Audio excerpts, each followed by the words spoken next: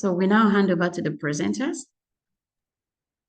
Okay, thank you. Thank you, Victoria. I'm just going to give Danusha a few seconds to pull up the presentation. Talking about being resilient. At the time of just coming out of the pandemic, we really wanted to have rapid implementation of leadership supports to really bolster team resilience. So we leveraged two evidence-informed tools that were known to us, solution-focused communication and the Lotus tool. And I'm going to just take a little bit of time just to speak about each of those, starting with solution-focused communication. And this is really a communication, a paradigm that offers common language, that really supports a collaborative culture. Julia, can you hear me okay? Because it's still glitching a little bit on my side. Yeah, I can hear you very well. Okay. Perfect. I can hear you. Thank you. Okay, so next slide. So this next slide will just really contrast solution-focused communication with problem-focused approaches and communication. And so you can see with the problem-focused approach, the emphasis really is in digging deep about what's wrong, finding out the causes, and in that sort of approach, there might be feelings of blame or, needing to control an outcome or a situation, really digging into the causes and the expert knowing best, very much a deficit model, et cetera. And you can see all of that on the left-hand column. And on the right-hand column under solution focus, the emphasis is very much on what's already working, what is wanted instead of the problem. It really takes that approach of influence and collaboration and focuses on resources and strengths as opposed to deficits and weaknesses. And so, when we talk to people about how this feels or the difference or what it feels like to be more in that solution-focused paradigm, words like hopefulness come up, and lighter, and feeling more connected to one another when we use communication approaches that are really on the right-hand side. And one of the things that I'll also just share is a way of listening as a concrete example of how what you see on the right-hand side really gets put into practice. So we'll go to the next slide. And before you're going to hear sound in a moment, but before you do, one of the aspects of solution-focused communication is strengths-based listening. And what we're listening for is what's important and what are the strengths of an individual or a group, even though what might come to the table is a problem. So, bringing problems to the surface are not an issue. It's what we do with that and in that conversation that really changes how people feel and the well-being of the group or the individual that is impacted as a result of that communication.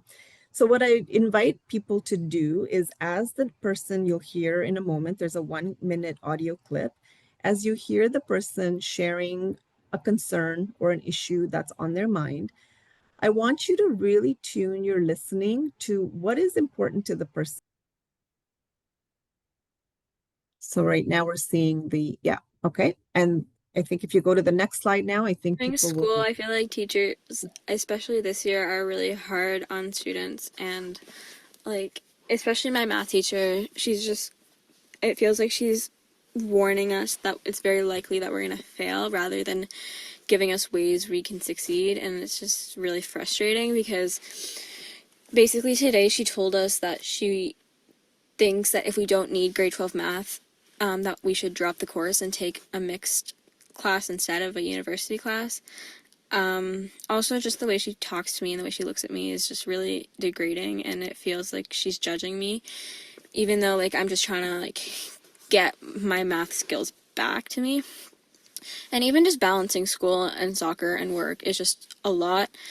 It's stressful, and I feel like I'm always tired, and I feel like teachers don't take that into consideration when giving homework or tasks or whatever. It's just, they ask what extracurriculars you do, but they don't do anything with it. So yeah. Okay, thank you. So just to give you an example, when we talk about solution focus in a group setting and learn the skill, because it is a skill, when I play an audio clip like that, we do an exercise where, you know, you first listen to it with kind of that problem focused, and then you listen to it with the solution focused lens.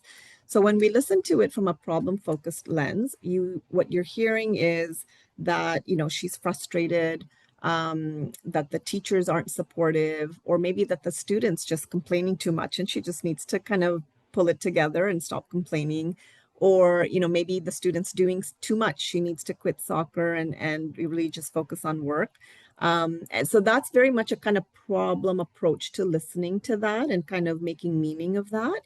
And a solution focused, strengths based approach, when we're really focused on listening to what's wanted and what's important, what you pull out from that same kind of share is what's important to her. And these are her own words. She wants to get her math skills up, right? That's really when you look at what she wants and what's important during positive team culture. So listen and learn, open conversations, trust, understand and support, and space and self-care. And so, you know, we really use this tool for each leader to really engage their teams. And there was about, you know, 50 different teams across the whole branch, with, you know, each leader having a team, or multiple leaders having the same team.